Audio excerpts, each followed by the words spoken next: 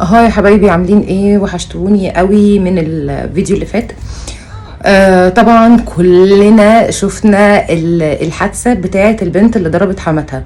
طبعا انا اول ما شفت الفيديو حسيت ان انا دمي بيغلي، بس في نفس الوقت كان جوايا يقين واحساس 1000000% ان وراء كل دوت في حاجه. يعني مستحيل الضرب دوت او الغل اللي كانت البنت بتضرب بيه حماتها ده يبقى طبيعي. واول ما شفت الفيديو استوقفت حاجات كتيره جدا.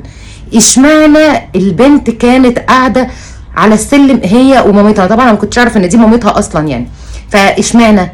وكان في كلام واقاويل واحاديث. طبعا انا لما دخلت شفت الكومنتس بتاعت الناس وكلهم طبعا كاتبين دي ما تربتش، دي ودي ودي ودي، وطبعا كلنا عارفين الكلام دوت. انا من جوايا انا ممكن اكون شايفه ان دوت مش حل، بس من جوايا برضو حاسه ان هي ايه، معاها عذر.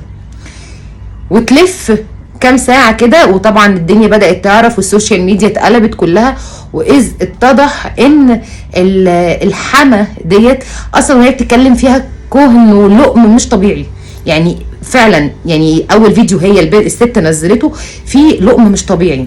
وبعد كده الاقي ان من الاسباب اللي خلى البنت تضرب حماتها هي ان جوزها كان بيبعت الفلوس لمامتها، يعني لمامته، سوري، بيبعت الفلوس لمامته، وكانت هي بتطلع وبتدخل بحساب.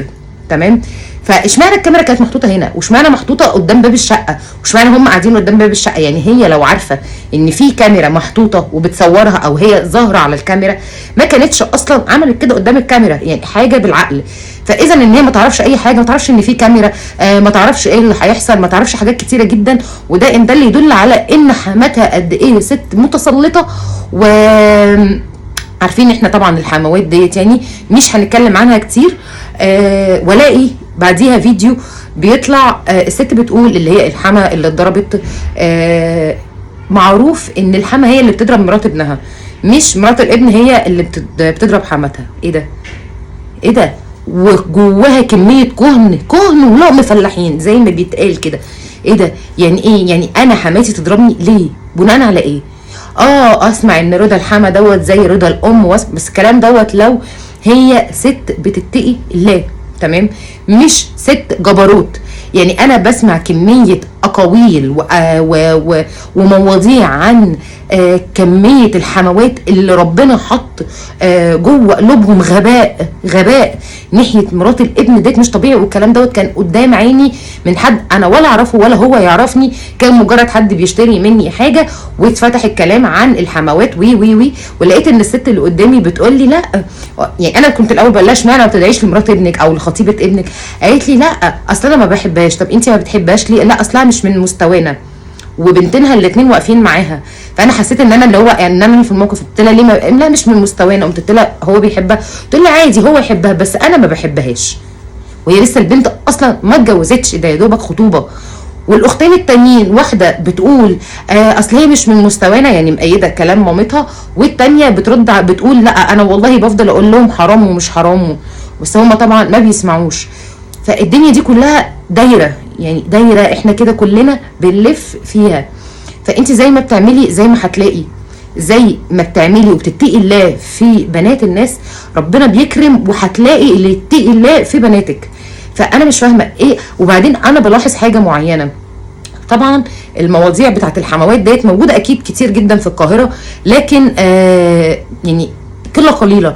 لكن انا بسمع ان الكلام دوت بالاكتر في المحافظات اللي هي الفلاحين والحاجات ديت.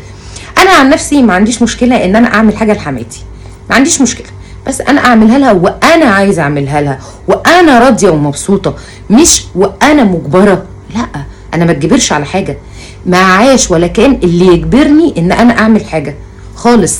مفيش حاجه اسمها اصل انا هتطلق، لا. يعني انا عن نفسي عندي اقعد بكرامتي واحافظ على كرامتي انا وولادي، ولا ان حماتي وولادها او بناتها يتحكموا في اللي هو السلايف بقى والكلام اللي بيتقال وعمته الحربايه والحاجات اللي غريبه اللي احنا بنسمعها ديت. فانا يعني اسمع كده ناس بتصحى من الفجر تنزل عند حماتها علشان تروق لها البيت وتخلص لها الاكل. ايه ده؟ طب وانت بتعملي ايه يا ست حماتك؟ انت يا ست الكل انت قاعده بتعملي ايه؟ هو مش واجب عليها، هو مش واجب عليها خالص. يعني ان كنت بعمل حاجه بعملها علشان اللهم صل على النبي، علشان انا عايزه اعملك عشان انت ست كويسه. لكن انت لو ست بنت 60 في 70 انا ولا هيهمني، وبل بالعكس انا ممكن كان يبقى رد فعلي اضعاف البنت اللي ضربت حماتها. يعني ما اعرفش ازاي، هو مش لازم بالضرب، بس كل واحد بيبقى عنده طريقه ان هو ياخد بيها حقه، فحسب بقى ما دماغي الواحد توديه. فانا دلوقتي انا ليه اجوز ابني علشان اخلي مراته تيجي تخدمني؟ هو هل انتي الوحيده اللي خلفتي واد او خلفتي راجل، والوحيده اللي ربيتيه، والوحيده اللي صرفتي عليه؟ يعني اسمع ان الحما ممكن تغير على ابنها او حاجه كده يعني، بس الحاجات ديت الواحد ممكن يبلعها. لكن ان انتي يعني مش فاهمه، يعني انت مش فاهمه، يعني هو انت الوحيده اللي يعني اللي خلفتي وكبرتي وصرفتي وخدتي له بيت علشان يتجوز لا مش انت الوحيده. هو المفروض ان الناس لما بتتجوز بتعمل لعيالها سواء بنت او سواء كان ولد. فانت ما بتعمليش جميل، يعني انت ما بتعمليش جميل في ابنك.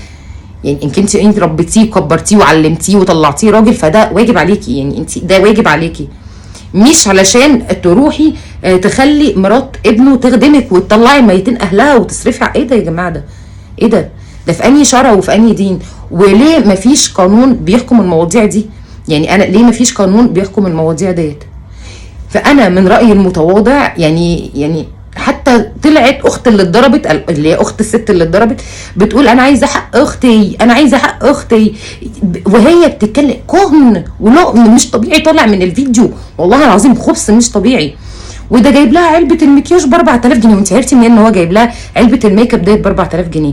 اذا انك انت عارفه كل صغيره وكبيره عن حياتهم. طب فين خصوصيه الحياه الزوجيه؟ يعني انت امي وعلى عيني وعلى راسي، بس انا برضو فين؟ انا مرات ابنك، فين خصوصيتي؟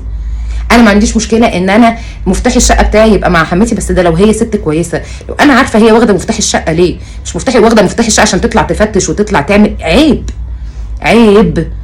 يعني انتوا ما تربيتوش، علشان انتوا فعلا ما تربيتوش، الستات الكبيره دي ما تربيتش، وحلال ان هو يتعمل فيها اي حاجه. دول فعلا ما تربوش يا جماعه، يعني دول ما تربوش، ده اللي انا شايفاه. ولو انا والله لو انا هو اكيد انا مش هبقى في مكانها يعني، بس انا عايزه اقول للبنت شابوه انك انت عملتي كده، لان هي مش مكان مامتك، ولا هي رضاها من رضا مامتك، ولا هي كل الكلام ده، لان هي ست جبروت وما بتتقيش الله. وادام واحده ما بتتقيش الله فيا، خلاص انا رد فعلي محدش يلومني عليه. وان هي تطلع في الفيديو تقول اصلا معروف ان الحما اللي بتضرب مرات ابنها، فعلا هي ست مش محترمه، هي ست مش محترمه ومش كويسه، وحلال فيها اللي حصل لها. فاللي انا عايزه اقوله يعني يا ريت نتقي الله في مراتات ابننا، لان هم زي بناتنا. لو عملنا بس الموضوع ده هنلاقي الدنيا جميله وماشيه، لكن شغل مرات الابن تنزل وتمسح وتطلع من الفجريه وتقعد تكنس لي وتمسح لي وتخبز لي العيش وايه ده؟ لا، ايه الجو ده؟